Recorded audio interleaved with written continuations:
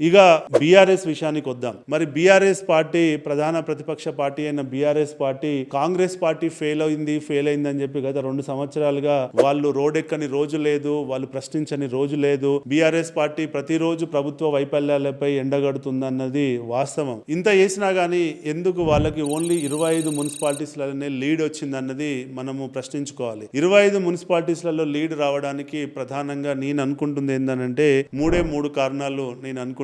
ఆ 3 కారణాలు ఏందని చెప్పి విశ్లేషించినట్లయితే, మొదటిది రూలింగ్ ప్రభుత్వం కాబట్టి కాంగ్రెస్ కి వేస్తే రేపు అభివృద్ధి జరుగుతుందనేది ఒక అంశం అయి ఉండొచ్చు. దానివల్ల వీళ్ళకి అనుకున్న స్థాయిలో వీళ్ళకి సీట్లు రాకుండా పోయి ఉండొచ్చు. ఇక రెండో విషయాన్ని కనుక వచ్చినట్లయితే, ప్రభుత్వంపై వ్యతిరేకత ఉందనే దానిపై వీళ్ళు రోజు ప్రచారం చేస్తున్నప్పటికీ అది కేవలం within the outer ring road Hyderabad కే పరిమితం అయిందన్నది వాస్తవం. ఆ సోషల్ మీడియా క్యాంపెయిన్ అన్నది గ్రామ స్థాయికి వెళ్లడం లేదు, పట్టణ స్థాయికి టైర్ 2 సిటీస్ కి వెళ్లడం లేదు అన్నది వాస్తవం. వాళ్ళు సోషల్ మీడియా క్యాంపెయినింగ్ పరంగా గానీ, ఇంకా పట్టణాలలో వాళ్ళ లీడర్లు ఎంతవరకు యాక్టివ్ గా ఉంటున్నారు, ఎంతవరకు వీళ్ళు పార్టీ తీసుకున్నటువంటి డైరెక్షన్ ని వాళ్ళు అక్కడ ప్రభుత్వం ఫెయిల్యూర్స్ పై ఎండగట్టడంలో ఆ పార్టీ నాయకులు అక్కడ ఎంతవరకు పనిచేస్తున్నారనే దానిపై వాళ్ళు విశ్లేషణ చేసుకోవాలి. ఎక్కడో గ్యాప్ అయితే ఉంది. వీళ్ళు చేస్తున్న కౌంటర్ గానీ, ప్రచారం గానీ, ప్రభుత్వ ఫెయిల్యూర్స్ పై చేస్తున్నటువంటి విమర్శలు గానీ అది కేవలం హైదరాబాద్ కే పరిమితమైందన్నది వాస్తవం. కేవలం 3-4 లీడర్ల చుట్టూ ప్రచారం తిరిగితే